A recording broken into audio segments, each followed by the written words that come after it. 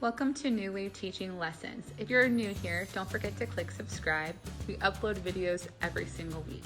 In this series, we'll talk about Algebra 1, specifically Semester 1. Let's get started.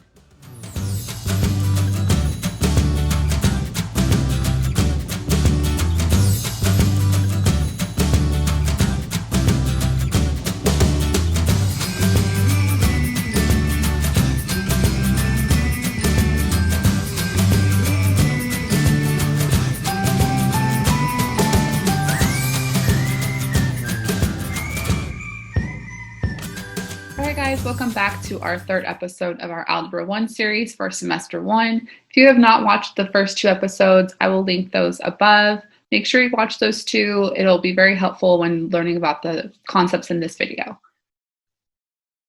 Before we start, I want to let you guys know we have a free follow-along worksheet in the description bar below. It is completely free. All you have to do is download it. It's super helpful. There will be all the questions on the video that you see, in addition to more questions and a complete answer key. So let's get started. Looking at our toolbox today, we have some vocabulary words, some that you might have seen already. We're going to look at some numbers and terms. So constant are terms that have no variables. Like terms are the terms that have the same variable and power. We've learned about that in the last two videos. Distributive property, multiplying a number to a group of numbers. And inverse operations, operations that undo each other. So let's kind of take a look at an example of what each thing would be. So if I look at the x, we know that that's our variable. It does not always have to be x. It could be y, it could be l, it could be r, whatever letter, it doesn't matter, that is your variable. We also have the number that is in front of the variable, and that's called a coefficient. So that number is in front of the variable. Then we have the two additional numbers that are standalone. When I say standalone, I mean they don't have a variable next to it and they are by themselves. Those are called constants. And then of course we have whatever operation, subtraction, addition, we have that right there. So let's look at an example. So today our goal is to logically explain how to solve an equation in general. So we're just looking for the general steps. So if I have an example of 3x minus 5 equals 31, I'm going to go ahead and add 5 to both sides because I need to get rid of the negative 5. So those will go away. Then I'm left with 3x equals 36. I need to do the inverse operation of multiplication. So I need to divide both sides by whatever number is in front of the x. That's called the coefficient. Yes. So I need to divide by the coefficient 3 to both sides, and that'll give me x equals 12. Okay.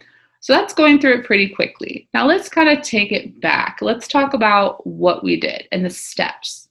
So when I say to learn how to solve an equation in general, I don't want you to be specific as in I added 5 to both sides. That's not in general. So the point of these steps is that you could take these steps and use it for any numbers. So let's say if we had 4x plus 10 equals 100, I could use these steps for that too. I wouldn't be able to use these steps if I put add 5 to both sides. So we want to have them in general. So in general, the first step I did was I wanted to leave the variable till the last step.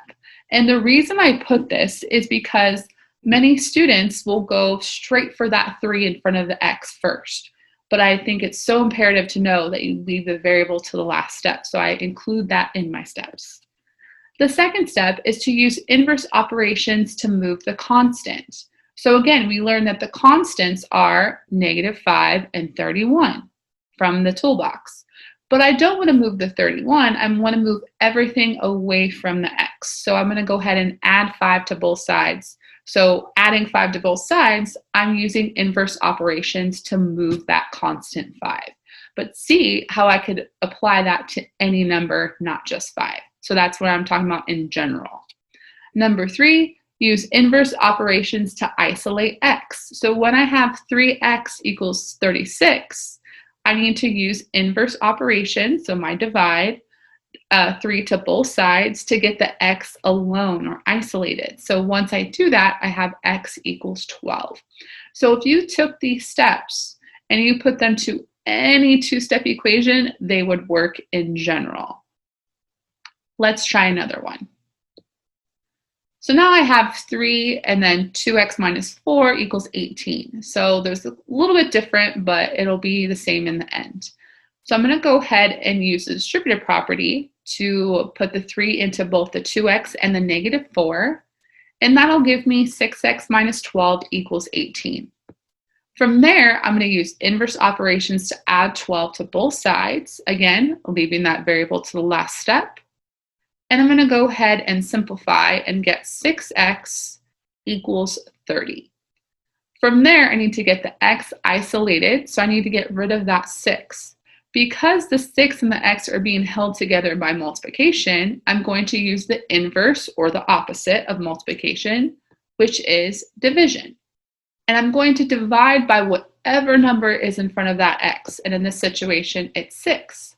So those 6's will cancel out, and I'm left with x by itself equaling 5. Okay, so let's look at those steps in general. I'm going to first use the distributive property. We need to do that before we can do anything. The next step is we're going to use inverse operations to move the constant. Again, our constants in this question now are negative 12 and 18. So I need to move the 12 over, not the 18 over, because we want to move everything away from the x. So I'm moving negative 12 to the other side by using inverse operations of positive 12. And lastly, use inverse operations to isolate the x. So divide by 6. Let's take a look at this last question. This is much different than the first two. So the first thing I see right here, and we talked about this in our last two videos, so make sure you go watch those. We have 3x plus 4x minus 5 equals 30. So there's no distributive property happening. I can't add the 5 yet. We first want to look to see if there's anything I can combine, which there is. I have a 3x and a 4x. That'll give me 7x. And now I have a regular two-step equation where I can start to move things around a little bit. So I'm going to go ahead and add 5 to both sides because I want to leave the variable to the last step. And then from there, I'm going to have 7x equals 35.